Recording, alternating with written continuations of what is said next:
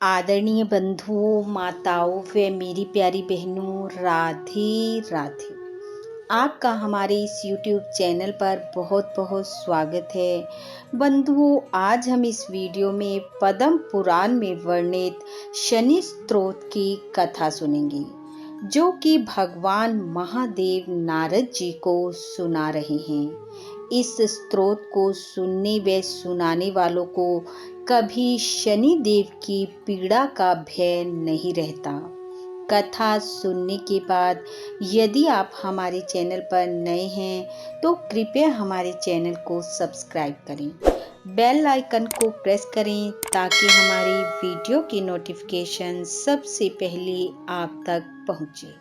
Video को share व like भी जरूर करें। नारद जी ने पूछा, हे महादेव, शनि देव की दी हुई पीड़ा कैसे दूर होती है, यह मुझे बतलाइए। महादेव बोले, हे नारद सुनो, ये शनिचर देवताओं में प्रसिद्ध काल रूपी महान ग्रह है। इनके मस्तक पर जटा है, शरीर में बहुत से रोए हैं और ये दानवों को भय पहुंचाने वाले हैं। पूर्व काल की बात है, रघुवंश में दशरथ नाम के एक बहुत प्रसिद्ध राजा हुए हैं। वे चक्रवर्ती सम्राट, महान वीर और सातों द्वीपों के स्वामी थे। उन दिनों ज्योतिषियों ने यह जानकर कि शनिचर कृतिका के अंत में जा पहुंचे हैं, जाकर राजा को सूचित किया कि महाराज, इस समय शनि रोहिणी का भेदन करके आगे बढ़ेंगे। यह अत्यंत उग्र शाकट भेद नामक योग है, जो देवताओं और असुरों के लिए भी भयंकर है। इससे 12 वर्षों तक संसार में दुर्भिक्ष फैलेगा।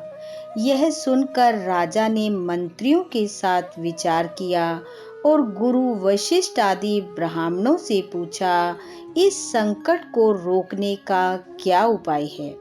वशिष्ठ जी बोले, हे राजन, यह रोहिणी प्रजापति ब्रह्मा जी का नक्षत्र है। इसका भेद हो जाने पर प्रजा कैसे रह सकती है। ब्रह्मा और इंद्र आदि के लिए भी यह योग असाध्य है। महादेव जी कहते हैं, नारद, इस बात पर विचार करके राजा दशरथ ने मन में महान साहस का संग्रह किया और दिव्य अस्त्रों सहित दिव्य धनुष लेकर रथ पर आरूढ़ हो बड़े वेग से नक्षत्र मंडल में पहुंच गए। रोहिणी पृष्ठ सूर्य से 1.25 लाख योजन ऊपर है।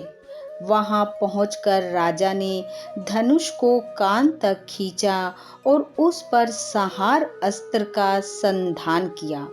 वह अस्त्र देवता और असुरों के लिए भी भयंकर था। उसे देखकर शनि कुछ भयभीत हो हंसते हुए बोले, राजेंद्र, तुम्हारा महान पुरुषार्थ शत्रु को भय पहुंचाने वाला है। मेरी दृष्टि में आकर देवता, असुर, मनुष्य, सिद्ध, विद्याधर और नाग सब भस्म हो जाते हैं, किंतु तुम बच गए। अतः महाराज, तुम्हारे तेज और पौरुष से मैं संतुष्ट हूँ। तुम वर मांगो, जो तुम मांगोगे मैं उसे अवश्य दूंगा। शनिदेव की बात सुनकर राजा दशरथ ने कहा, हे शनिदेव, जब तक नदियां और समुद्र है, जब तक सूर्य और चंद्रमा सहित पृथ्वी कायम है, तब तक आप कभी भी रोहिणी का भेदन करके आगे ना बढ़ें और ना ही कभी 12 वर्षों तक दुर्भिक्ष करें। राजा की बात सुनकर शनिदेव ने कहा, ऐसा ही होगा महाराज। महादेव जी कहते हैं, ये दोनों वर पाकर राजा दशरथ बड़े प्रसन्न हुए। उनके शरीर में रोमांच हो आया। वे रथ के ऊपर धनुष डालकर हाथ जोड़कर शनिदेव की इस प्रकार स्तुति करने लगे। राजा दशरथ बोले, जिनके शरीर का वर्ण कृष्ण, नील तथा भगवान शंकर के समान है, उन शनिदेव को नमस्कार है। जो जगत के लिए काल, अग्नि और कृतांत रूप है, उन शनि देव को बारंबार नमस्कार है। जिनका शरीर कंकाल तथा जिनकी दाढ़ी, मूछ और जटा बड़ी हुई हैं, उन शनि देव को प्रणाम है। जिनके बड़े बड़े नेत्र, पीठ में सटा हुआ पेट और भयानक आकार है, उन शनिचर देव को नमस्कार है। नीचे की ओर दृष्टि रखने वाले शनि देव, आपको नमस्कार है। आपने तपस्या से अपनी देह को दग्ध कर दिया है। आप सदा योगाभ्यास में तत्पर, भूख से आतुर और अतृप्त रहते हैं। आपको सदा सदा नमस्कार है। ज्ञान नेत्र, आपको प्रणाम है। कश्यप नंदन सूर्य के पुत्र शनि देव, आपको नमस्कार है। आप संतुष्ट होने पर राज्य दे देते हैं और रुष्ट होने पर उसे तत्क्षण हर लेते हैं। देवता, असुर, मनुष्य, सिद्ध, विद्याधर और नाग, ये सब आपकी दृष्टि पड़ने पर नष्ट हो जाते हैं। हे देव, मुझ पर प्रसन्न होइए। मैं वर पाने के योग्य हूँ और आपकी शरण में आया हूँ। महादेव जी कहते हैं, नारद, राजा की इस प्रकार स्तुति करने पर ग्रहों के राजा सूर्य पुत्र शनि देव बोले, उत्तम व्रत के पालक राजन, तुम्हारी इस स्तुति से मैं संतुष्ट हूँ। हे रघुनंदन, तुम इच्छा अनुसार और वर मांगो, मैं तुम्हें अवश्य दूंगा। दशरथ बोले, हे सूर्य नंदन, आज से आप देवता, असुर, मनुष्य, पशु, पक्षी और नाग, किसी भी प्राणी को पीड़ा ना दें। शनि देव ने कहा, राजन, देवता, असुर, मनुष्य, सिद्ध, विद्याधर और राक्षस, इनमें से किसी के भी मृत्यु स्थान, जन्म स्थान अथवा चतुर्थ स्थान में मैं रहूं तो उसे मृत्यु का कष्ट दे सकता हूँ।